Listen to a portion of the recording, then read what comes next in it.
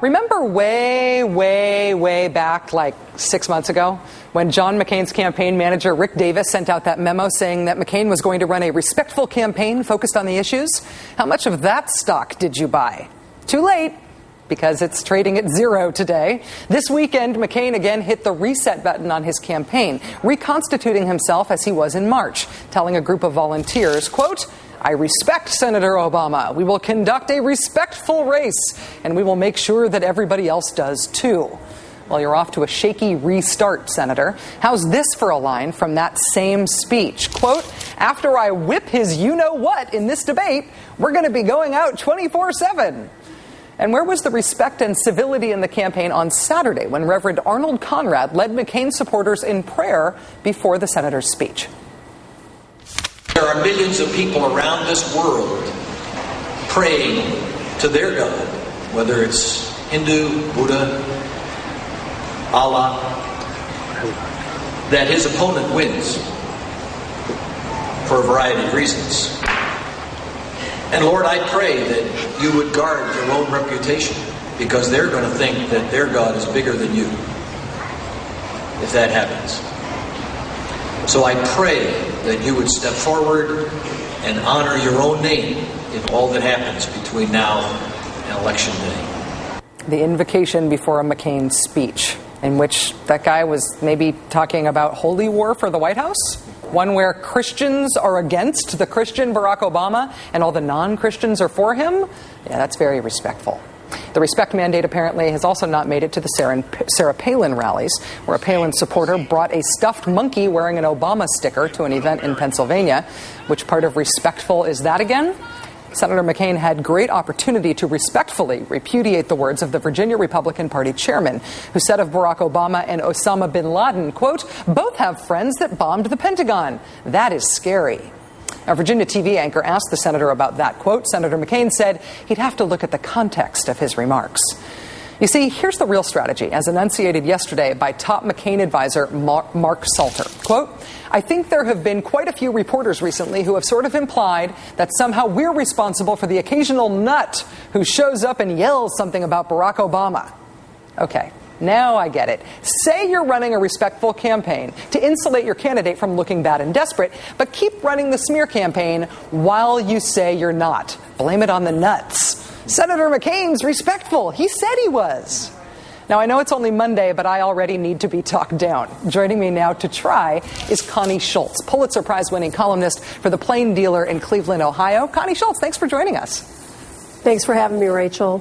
Now's your chance to make your case to me, to talk me down. Is the strategy here for McCain to let Palin and the TV ads and the supporters in the crowds do all the smearing, leaving McCain to hang on to his image as an honorable candidate? Well, first of all, let's think about where this is happening. I believe the pastor was in Iowa. Is that right? Davenport, Iowa. Iowa's that's done. Right, yeah. Yeah, Iowa has already gone to Barack Obama. The party chair in Virginia, look at Virginia. I think it looks like Barack Obama's going to win Virginia. These are desperate tactics by a desperate campaign. And, you know, I keep thinking about how I was raised. I was raised that if you do something bad, if you misbehave in public, you're going to be reprimanded in public. And I think what John McCain has not done, I think that, you know, when that pastor did that, the thing to do is you get up on stage and you renounce right then and there what that pastor did, and you're not going to have another pastor pull that. And if you've got people in a crowd screaming racial epithets, screaming that he's a terrorist, and you have them physically removed from the crowd, they're going to stop doing that in the crowd. That's what you got to do. They created this mess, especially, I think, through Sarah Palin and what I consider to be hate speech last week. They've created this mess. They've given these people permission to behave this way, and the only way you rein it in now is to reprimand them publicly. You think that it's not at the moment. You think that it's not a coincidence that this has started happening in the crowds at McCain-Palin rallies at the same time that Sarah Palin has been talking about palling around with terrorists? Is that what you're calling hate speech? Oh, of course not. Yeah, absolutely not. I mean, I've been a journalist for almost 30 years now, and I've covered a lot of political rallies in my career. I've never seen this before. I have never seen this, certainly not in Ohio, and it is occurring in Ohio now. And do I think this is the majority of McCain supporters? No. But I think that they were appealing to what they keep calling their base, and some of their base is behaving really badly. This is scary stuff. And they've got to rein it in. The only way they can do that is to start making examples of them publicly in real time. When I think of Cleveland journalism, I think of you, because I've been reading your column for a long time. I feel like you've sort of got your finger on the pulse of Cleveland. How do voters in Cleveland, how do voters in Ohio generally respond to seeing, I guess, an environment like that at the McCain-Palin rallies? It's made me really proud to be in Ohio, to be honest with you, because, of course, as you know, also, being a woman with an opinion, you're going to get some hate mail just because of that.